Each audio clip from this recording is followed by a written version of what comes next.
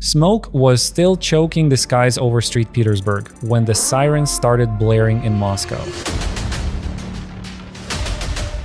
Russia's largest agricultural market was a smoldering ruin. $1 billion nerve center for food suddenly gone.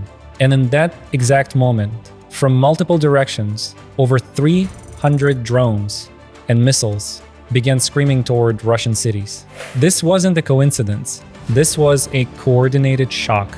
Airports shut down, power grids flickered and died, and in neighborhoods long told they were safe, civilians stared at their screens, watching a war they were promised was over there, come knocking on their door. What we witnessed wasn't just another strike. It was a blueprint. A deliberate, multi-pronged assault designed not just to hit targets, but to break a system, to shatter confidence, overwhelm defenses, and expose the brutal, hidden costs of a conflict that's entering a terrifying new phase. This is the reality of modern warfare. And today, we're breaking down exactly how it's being fought, layer by layer, from the economic gut punch in St. Petersburg to the psychological ops hijacking hotel cameras. This is a conflict where the battlefield is everywhere, in the sky, in the wires, and in the public's mind. I'm Navy Elite, and let's dive in. Let's start with the fire, because this was far more than an accident. Picture this, the largest agricultural market in all of Russia, a sprawling 16,000 square foot beast in the nation's second largest city. This is where the food supply chain for millions of people begins. It's a cash machine with an estimated daily turnover of nearly $100 million. Trucks rolling in from regional farms, wholesalers stocking shelves, a constant flow of cash and goods that keeps the metropolis fed.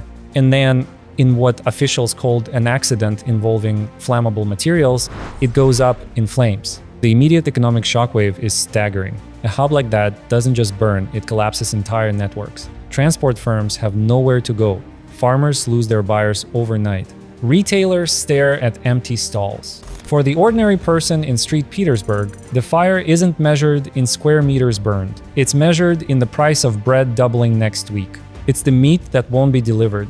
It's sudden, jarring scarcity in a city the Kremlin has spent years portraying as an impenetrable fortress of stability. But the real tell wasn't the fire itself, it was the Kremlin's reaction. They rushed to the microphones, and they didn't blame Ukraine. They pointed to a warehouse full of cardboard. Now, think about that. In the middle of a brutal war, when your largest trading hub goes up in smoke at the exact moment enemy drones are filling the skies, you immediately rule out an attack. You don't even entertain the possibility. That tells you everything. This wasn't about facts. It was about perception management. Controlling the narrative became more important than investigating the cause. Because in today's wars, panic is a weapon. Uncertainty is a toxin.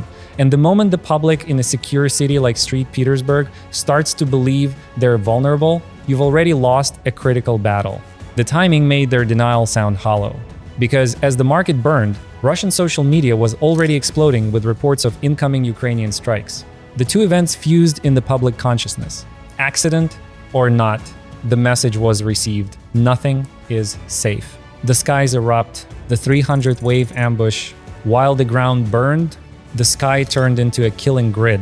This was the real masterpiece of the shift. Ukraine didn't launch one big missile at a single high-value target. They launched over 300 projectiles, a storm of cheap drones and expensive cruise missiles, and they sent them in from multiple directions at once. Think about the chess move here. Russia's air defense is built like a layered shield. They have long-range S-400 systems to knock down threats hundreds of kilometers out. They have shorter-range Pantsir systems as a last-ditch defense around critical sites. It's a system designed to handle a traditional attack. A bomber coming from the north, a few missiles from the west. It is not designed to handle a swarm. This coordinated wave forced Russian defenders to make impossible choices. Their radar screens would have lit up like Christmas trees, contacts from the south, the west, the northwest, low-flying drones, faster cruise missiles, all arriving in a compressed time frame. This is where the cheap drones become tactical genius. You send in dozens of these low-cost UAVs first. They're the cannon fodder. Their job isn't to destroy, it's to expose. They force Russian air defense batteries to reveal their positions, to fire off their expensive interceptor missiles, to scramble their command protocols. They soak up the attention. And then, in the chaos and the clutter, the high-value weapons slipped through. Reports from Russian Telegram channels indicated Neptune anti-ship cruise missiles retooled for land attack were detected streaking through the Bryansk region on a trajectory straight for Moscow. Did they hit the Kremlin? It doesn't even matter. The psychological impact was instant and paralyzing. The mere belief that long-range weapons were heading for the capital was enough. It forced the system into panic mode. And that's when the second-order effects kicked in. Let that sink in. The airspace over one of the world's largest capitals, a global transit hub, was completely closed. Flights were grounded. Planes inbound from Asia and Europe were rerouted hundreds of miles off course. Departure boards at Domodedovo and Sheremetyevo airports froze solid. This is the hidden cost of an aerial siege. The threat isn't just the missile that gets through. It's the total systemic disruption caused by the defense against the threat. For a city like Moscow, this isn't an inconvenience, it's a vascular clot. Business travel halts, cargo stacks up, diplomatic movement freezes. Stranded passengers spread images of chaos from inside terminals. The shield meant to protect the city instead grinds its daily life to a halt. And this exposes a brutal vulnerability. Air defense systems are built to destroy targets, not to preserve civilian normalcy. When the safest option for your military commanders is to paralyze the economic and social heartbeat of your capital city, you've already conceded a major point. You're admitting your shield is under such stress that you'd rather freeze than risk a breach. For the average Muscovite, the message is chilling. If they can do this to Moscow, what does safety even mean anymore? The war is no longer on a distant front. It's in the cancelled flight, the dark subway screen, the nervous glance at the sky. It's a feeling, and that feeling is vulnerability. But this new phase of the war isn't just about dramatic, headline-grabbing swarms over cities. There's a quieter, more patient strategy at work, one aimed at slowly bleeding Russia's capacity to fight. Look at the targets in the weeks surrounding this event. Not grand government buildings, not symbolic monuments. A thermal power plant in Smolensk, a chemical plant in Noginsk, electrical substations in Roslavl.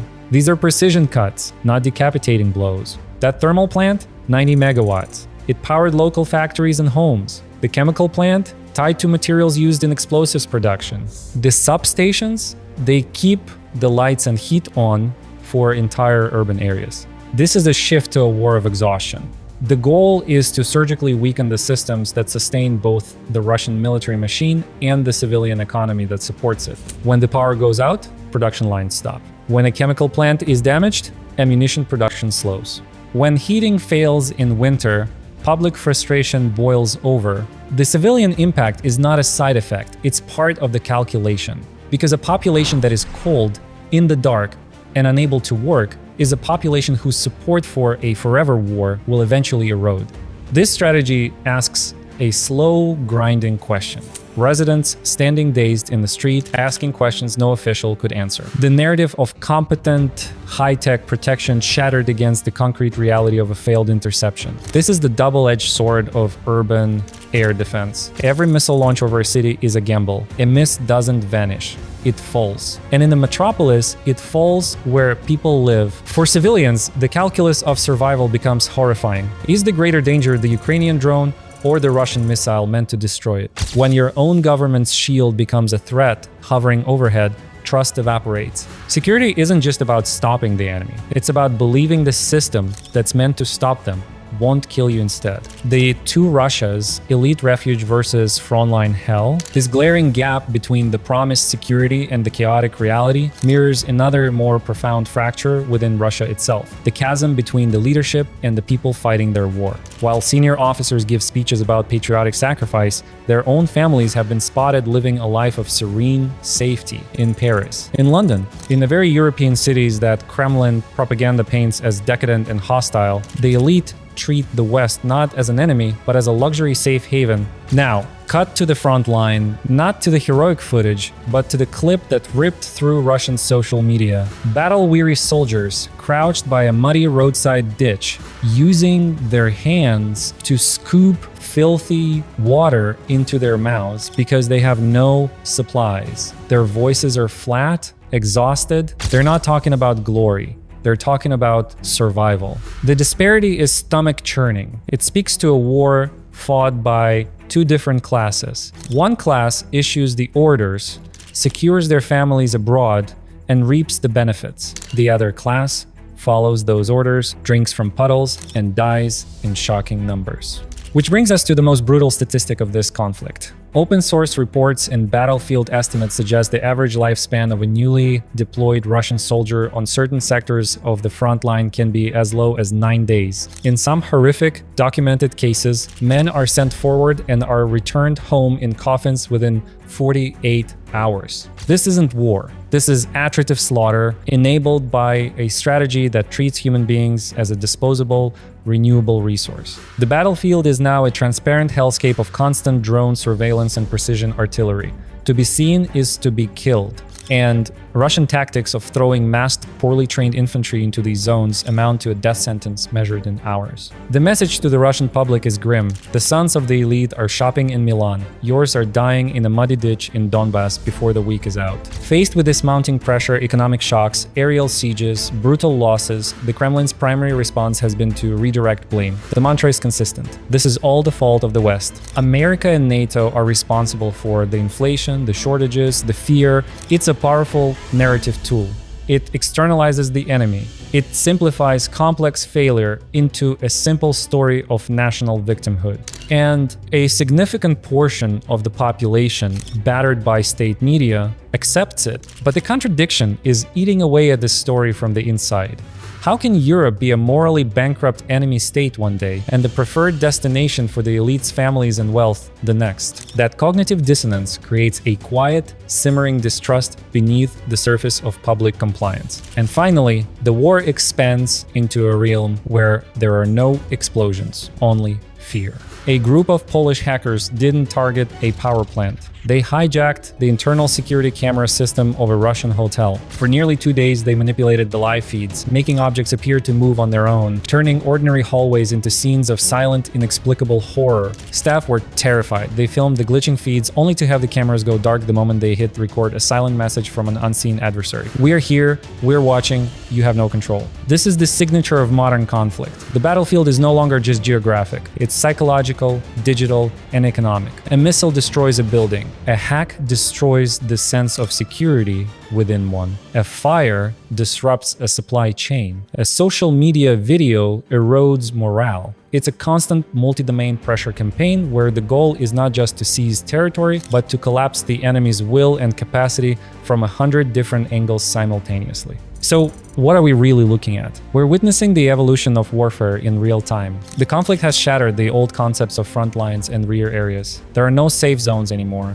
The battlefield is the power grid. It's the agricultural market, it's the air traffic control system, it's the public's trust in their own defenses, it's the screen of a hotel security monitor. Ukraine's strategy has become a masterclass in applying integrated pressure, using cheap drones to drain expensive missiles, following with precision strikes on infrastructure, and amplifying it all with psychological and cyber ops that spread uncertainty faster than any propaganda can contain it. Russia is now forced to defend every square inch of its territory, every node of its economy, and every thread of its public narrative all at once. It's a staggering burden, and the cracks from the grounded planes over Moscow to the soldiers drinking ditch water are showing this is the new normal, a war fought in the skies, in the wires, and in the mind, where security isn't measured by territory held, but by resilience maintained, and where the most devastating weapon isn't always the one that makes the biggest blast, but the one that slowly, inexorably turns confidence into dust. If you want clear, focused breakdowns of modern warfare, weapons, and global power shifts, you're in the right place. Stay alert, stay informed, and keep questioning what you're being told. This is Navy Elite. We'll see you in the next analysis.